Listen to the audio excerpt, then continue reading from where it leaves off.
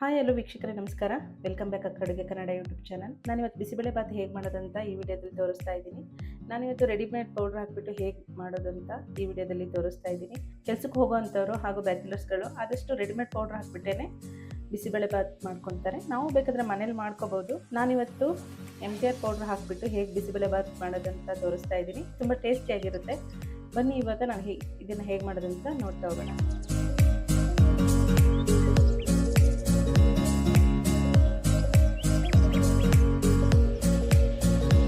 ಬಿಸಿಬೇಳೆ ಬಾತಿಗೆ ಬೇಕಾಗಿರೋ ಐಟಮ್ಸ್ಗಳನ್ನ ನಾನು ಇವಾಗ ನಿಮಗೆ ತೋರಿಸ್ತಾ ಹೋಗ್ತೀನಿ. ನಾನಿವತ್ತು ಬಿಸಿಬೇಳೆ ಬಾತಿಗೆ 1 ಕಪ್ ಅಷ್ಟು ಡಿಪೋ ಅಕ್ಕಿ ತಗೊಂಡಿದ್ದೀನಿ. ಹಾಗೇನೆ ಅದ್ರ ಸಮನಾಗೇನೆ ಬೇಳೆ ತಗೊಂಡಿದ್ದೀನಿ. ಅಕ್ಕಿ ಮತ್ತು ಬೇಳೆ ಎರಡು ಒಂದೇ ಸಮನಾಗಿ ತಗೋಬೇಕು. ಸ್ವಲ್ಪ ಬೀನ್ಸು, ನಾನು ಒಣಗಿದ ಬಟಾಣಿನ ನೆನೆಸಿಟ್ಕೊಂಡಿದ್ದೀನಿ.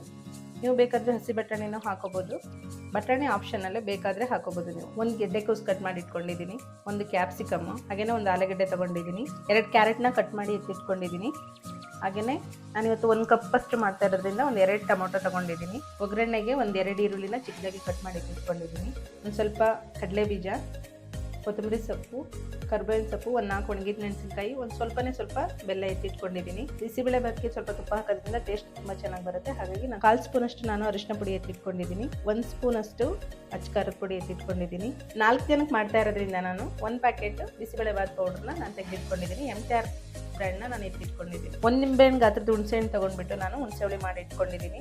ಬನ್ನಿ ಇವಾಗ ಇದನ್ನು ಹೇಗೆ ಮಾಡೋದಂತ ನೋಡ್ತಾ ಹೋಗೋಣ. ನಾನಿವಾಗ ಮೊದಲನೇದಾಗಿ ಅಕ್ಕಿ ಮತ್ತು ಬೇಳೆನ ಎರಡನ್ನೂ ಚೆನ್ನಾಗಿ ವಾಶ್ ಮಾಡಿ ಎತ್ತಿಟ್ಕೊಳ್ತೀನಿ. ಅಕ್ಕಿ ಮತ್ತು ಬೇಳೆ ಎರಡು ಇವಾಗ ವಾಶ್ ಆಗಿದೆ. ನಾನಿವಾಗ ಇದಕ್ಕೆ ಕಟ್ ಮಾಡಿ ಇಟ್ಕೊಂಡಿರೋಂಥ ಬೀನ್ಸನ್ನ ಹಾಕ್ಕೊಂಡಿದ್ದೀನಿ. ನಾನು ಫಸ್ಟೇ ತೊಳೆದು ಕಟ್ ಮಾಡಿ ಇಟ್ಕೊಂಡಿರೋದ್ರಿಂದ ಇದೇನು ಮತ್ತೆ ಇವಾಗ ಇದು ವಾಶ್ ಮಾಡೋದು ಬೇಡ, ಹಾಗೆಯೇ ಹಾಕ್ಕೊತಿದ್ದೀನಿ. ಬೀನ್ಸು, ಬಟಾಣಿ, ಗೆಡ್ಡೆಕೋಸು, ಕ್ಯಾರೆಟು, ಆಲೂಗೆಡ್ಡೆ, ಇವೆಲ್ಲ ಐಟಮ್ಸ್ನೂ ಹಾಕ್ಬಿಟ್ಟು ನಾನಿವಾಗ ಇದಕ್ಕೆ ಸ್ವಲ್ಪ ಉಪ್ಪು ಹಾಕ್ಬಿಟ್ಟು ಹಾಗೆಯೇ ಎತ್ತಿಟ್ಕೊಂಡಿರೋಂಥ ಅರಿಶಿನ ಪುಡಿನ ಇವಾಗ ಈ ಟೈಮಲ್ಲೇ ಹಾಕ್ಕೊತೀನಿ. ನಾನು ಉಪ್ಪು ಅರಿಶಿನ ಪುಡಿ ಹಾಕಾದ್ಮೇಲೆ ನಾನಿವಾಗ ಇದಕ್ಕೆ ಒಂದು 6 ಕಪ್ಪಷ್ಟು ನೀರು ಹಾಕ್ಕೊತೀನಿ.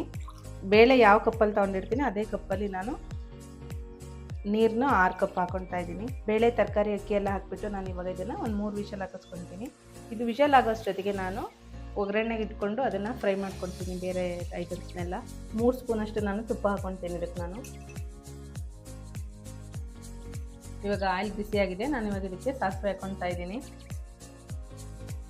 ಸಿಮ್ಮಲ್ಲೇ ಇಟ್ಕೊತೀನಿ. ನಾನಿವಾಗ ಕರ್ಬೇವಿನ ಸೊಪ್ಪು, ಶೇಂಗಾ ಬೀಜ, ಒಣಗಿದ ಮೆಣಸಿನಕಾಯಿ ಒಂದು 4, ಕಟ್ ಮಾಡಿ ಇಟ್ಕೊಂಡಿರೋಂಥ ಈರುಳ್ಳಿ, ಕ್ಯಾಪ್ಸಿಕಮ್ಮು. ಈಗ ಈ ಟೈಮಲ್ಲಿ ಸ್ವಲ್ಪ ಉಪ್ಪು ಹಾಕ್ಕೊಂಡು ಇದನ್ನು ಚೆನ್ನಾಗಿ ಸ್ವಲ್ಪ ಎಣ್ಣೆನಲ್ಲಿ ಫ್ರೈ ಮಾಡ್ಕೊತೀನಿ. ಉಪ್ಪು ಎಲ್ಲ ಹಾಕಿಬಿಟ್ಟು ಒಂದು 3 ರಿಂದ 4 ನಿಮಿಷದವರೆಗೂ ಇದನ್ನು ಚೆನ್ನಾಗಿ ಫ್ರೈ ಮಾಡ್ಕೋಬೇಕು. ಒಂದು 3 ರಿಂದ 4 ನಿಮಿಷದವರೆಗೂ ಇದು ಚೆನ್ನಾಗಿ ಎಣ್ಣೆನಲ್ಲಿ ಫ್ರೈ ಆಗಿದೆ. ಈ ಟೈಮಲ್ಲಿ ನಾನು ಇದಕ್ಕೆ MTR ಬಿಸಿಬೇಳೆ ಬಾತ್ ಪೌಡ್ರು, ಸ್ವಲ್ಪ ಅದು ಖಾರ ಕಮ್ಮಿ ಇರೋದ್ರಿಂದ ಸ್ವಲ್ಪ ಅಚ್ಚಕಾರದ ಪುಡಿನ ನಾನು ಹಾಕ್ಕೊತಾ ಇದ್ದೀನಿ. ಹಾಗೆಯೇ ಎತ್ತಿಟ್ಕೊಂಡಿರೋಂಥ ಹುಣಸೆಹಣ್ಣಿನ ರಸನೂ ಹಾಕ್ತಾ ಇದ್ದೀನಿ. ಹಾಗೆ ಸ್ವಲ್ಪ ಬೆಲ್ಲ ಹಾಕ್ಕೊತಾ ಇದ್ದೀನಿ. ಸ್ವಲ್ಪ ಹಾಕ್ತಾ ಇದ್ದೀನಿ. ಬೇಕಾದರೆ ಹಾಕ್ಬೋದು, ಇಲ್ಲ ಅಂತ ಹೇಳಿದ್ರೆ ಸ್ಕಿಪ್ ಮಾಡ್ಬೋದು. ಬಿಸಿಬೇಳೆ ಬಾತ್ ಪೌಡ್ರು ಎಲ್ಲ ಹಾಕಾದ್ಮೇಲೆ ಒಂದು 3 ರಿಂದ 4 ನಿಮಿಷದವರೆಗೂ ಇದನ್ನು ನಾವು ಹಾಗೆಯೇ ಫ್ರೈ ಮಾಡ್ಕೋಬೇಕು.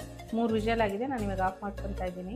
ಅಕ್ಕಿ, ಬೇಳೆ, ತರಕಾರಿ ಎಲ್ಲ ಇವಾಗ ತುಂಬ ಚೆನ್ನಾಗಿ ಸಾಫ್ಟಾಗಿ ಬೆಂದಿದೆ. ನಾನಿವಾಗ ಇದಕ್ಕೆ ಒಗ್ಗರಣೆ ಮಾಡ್ಕೊಂಡಿರೋದನ್ನ ನಾನಿವಾಗ ಕುಕ್ಕರಿಗೆ ಹಾಕ್ಕೊತಾ ಇದ್ದೀನಿ. ಇದಕ್ಕೊಂದು 2 ಕಪ್ಪಷ್ಟು ಮತ್ತೆ ನೀರು ಹಾಕ್ಬಿಟ್ಟು ನಾನಿವಾಗ ಇದನ್ನು ಮತ್ತೆ ಸ್ವಲ್ಪ ಬಿಸಿ ಮಾಡ್ಕೊತೀನಿ.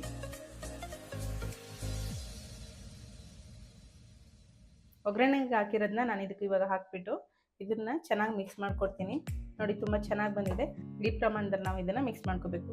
ಇವಾಗ ಸ್ವಲ್ಪ ನೀರೆಲ್ಲ ಹಾಕಿರೋದ್ರಿಂದ ಇದನ್ನು ಒಂದು 3 ನಿಮಿಷದವರೆಗೂ ಮತ್ತೆ ಇದನ್ನು ಕುದಿಯೋಕ್ಕೆ ಬಿಟ್ಕೋಬೇಕು.